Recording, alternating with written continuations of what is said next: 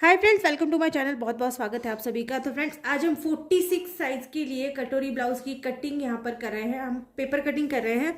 तो फ्रेंड्स, इसके लिए देखो पेपर मैंने डबल लिए हैं, क्योंकि पेपर की जो लेंथ और विड्थ थी वो 46 के हिसाब से थोड़ी सी कम थी, इसलिए मैंने डबल नहीं किया है इसको दो अलग अलग पेपर लिए हैं। फिर भी मैंने दोनों को साथ में रखा है, क्योंकि बैक और फ्रंट दोनों भी पार्ट हम एक ही साथ में अलग करेंगे।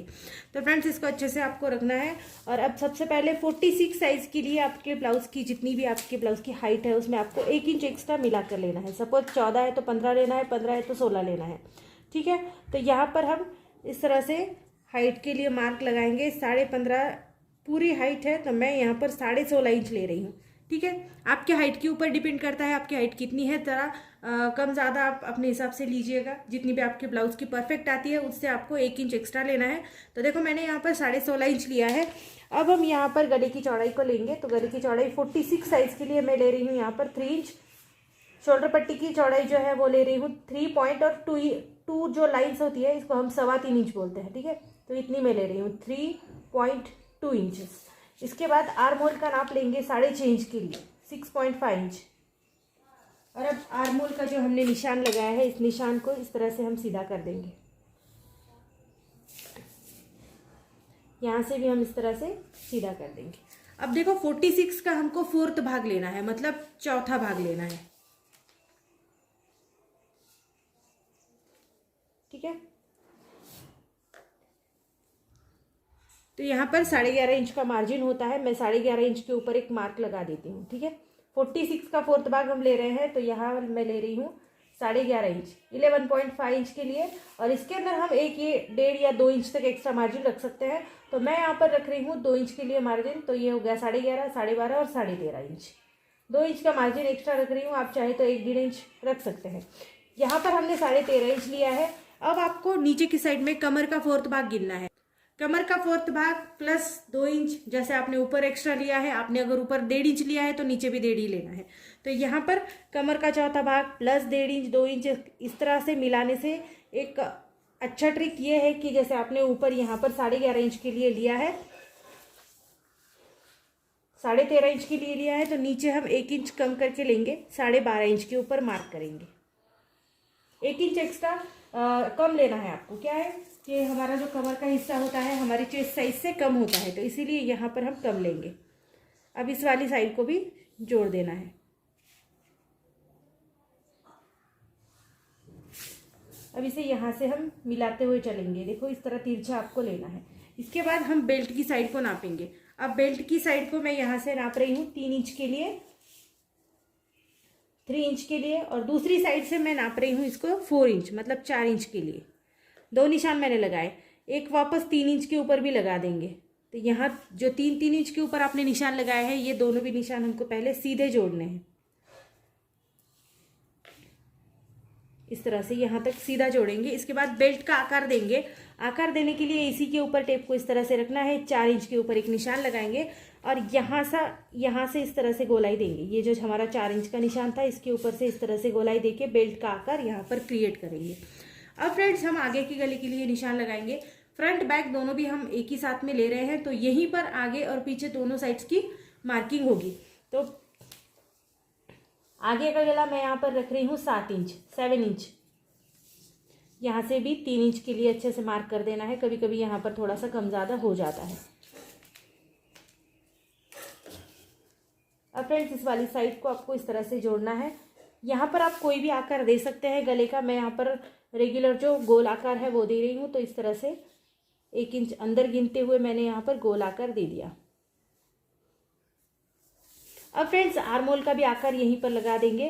तो बैक साइड के आर्म होल को मैं रख रही हूँ 1.25 इंच, 1.5 इंच तक आप रख सकते हैं, कम ज़्यादा हो सकता है। थोड़ा थोड़ा सा अंतर छोड़ना है आधे इंच का। और दोनों मार्क यहाँ पर लगाते हुए पेपर को आप इस तरह से घुमा देंगे और आपको हाथ को बिना उठाए इस तरह से गोल आकार देना है। ये हमारे आर्म होल का आकार है, ये बैक का हो गया। अब ये हमारे फ्रंट का आकार हो गया। थोड़ा थोड़ा सा डिस्टेंस देना है और ऐसा इस तरह से आकार आप दे देंगे। अब यहाँ पर कटोरी के लिए मार्किंग करते हैं। तो ये जो हमारी लाइन थी इसी के ऊपर टेप को इस तरह से सीधा रखना है और यहाँ हम लेंगे 6.2 इंच की कटोरी, 6 इंच और 2 लाइन्स एक्स्ट्रा। ठीक है, 6.2 इंच की यहाँ पर कटोरी लेंगे। यहाँ पर मार्क हमने कर दिया। अब आर्म होल से नीचे भी एक मार्क करेंगे 2 इंच के लिए, 2 इंचेस। और फिर से एक बार ये जो हमने गले की साइड को नापा है यहाँ पर भी हम 1/2 इंच ऊपर ले लेंगे, इस तरह से 1/2 इंच के लिए। अब ये तीनों मार्क आपको इस तरह से जोड़ने हैं, बिना हाथ को उठाए आप जोड़ेंगे तो गोलाई जो है वो अच्छे से आ जाती है। ये देखिए इस तरह से आप जोड़ेंगे। ये हमारी कटोरी का आकार हो गया। अब यहाँ पर हमको कुछ नहीं करना है, इसमें हम सीधे कटिंग करेंगे। कटिंग करने से पहले यहाँ पर 1/2 इंच के लिए डाउन दे देंगे, ये बहुत ज़्यादा ज़रूरी है। आप जब भी इस तरह पेपर कटिंग करेंगे तो ये डाउन देना इसलिए ज़रूरी है क्योंकि कंधे जो है उतरने का प्रॉब्लम इसमें नहीं होता है। तो इस तरह से आप 1/2 इंच के लिए डाउन देंगे। अब इतनी मार्किंग करने के बाद आपको इसकी कटिंग करनी है। ये देखो यहाँ से कटिंग करेंगे।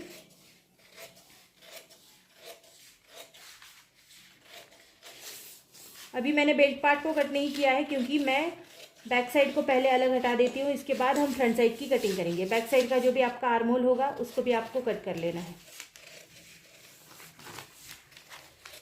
यहाँ तक पेपर डबल है, आपको याद रखना है। इसके बाद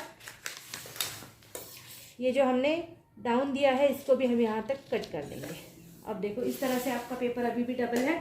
तो अब बैक साइड के लिए जो पेपर था उसको हम साइड में हटा लेंगे। इसमें हमको कुछ भी नहीं करना है, इसमें हम सिर्फ पेपर को इस तरह से रख के कटिंग कर सकते हैं।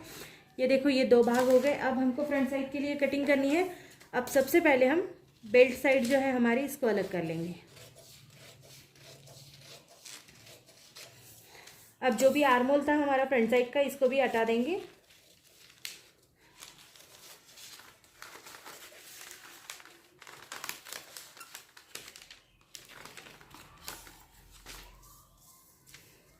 फ्रंट साइड का जैसा भी गला आपने ड्रॉ किया है ऐसे ही आपको कट कर देना है। और अब फाइनल कटोरी की साइड, इसको अच्छे से जैसे आपने गोल आकार दिया है ऐसे ही आपको कटिंग करनी है।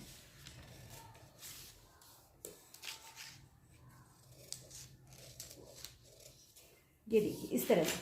तो हमारे अब सभी पार्ट अलग हो गए हैं। अब हमको कटोरी को अलग पेपर के ऊपर बढ़ाना है, तो अलग पेपर एक ले लेंगे। तो फ्रेंड्स अब कटोरी का जो पार्ट था हमने यहाँ पर ले लिया है। कटोरी के पार्ट को इस तरह से हम फोल्ड करेंगे। तीनों साइड से हमको जगह छोड़नी, यहाँ पर भी जगह छोड़नी है, यहाँ पर भी और नीचे की साइड में भी, ठीक है। तो जहाँ पर आपने सेंटर का निशान लगाया है वहाँ पर आपको मार्क कर देना है। तो इस तरह से यहाँ पर मैंने मार्क कर दिया, ये मैंने सेंटर लिया था। अब कटोरी को इस तरह से फिल कर देंगे इस पेपर के ऊपर। आप चाहे तो थोड़ी सी आउटलाइन बना सकते हैं, लेकिन ये थोड़ा सा आसान हो जाता है। अब देखो यहाँ पर हमको टेप की मदद से तीनों साइड से कटोरी को बढ़ाना है, ठीक है। ये वाला कोना सेंटर पार्ट और ये वाला कोना, ठीक है। तो 1.5 इंच के लिए बढ़ाएंगे, 1.5 इंच के लिए इसको यहाँ से आगे बढ़ाएंगे। देन जो हमारा सेंटर पॉइंट है इसको भी 1.5 इंच के लिए नीचे की साइड में, और इस वाली साइड को भी 1.5 इंच के लिए आगे की साइड में बढ़ाते हुए चलेंगे। इस वाली साइड को 1/2 इंच के लिए, जितना आपका सिलाई मार्जिन आपको लगेगा उतना ही मार्जिन यहाँ बढ़ाएंगे और इस तरह से इसको जोड़ेंगे।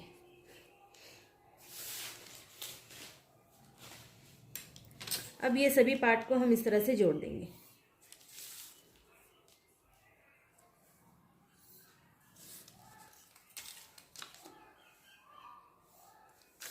और इस वाली साइड को जैसे हमने यहाँ गोल आकार दिया था ऐसा ही देंगे। बहुत ज़्यादा बाहर से नहीं देना है, नहीं तो कटोरी बहुत ज़्यादा बड़ी हो जाएगी।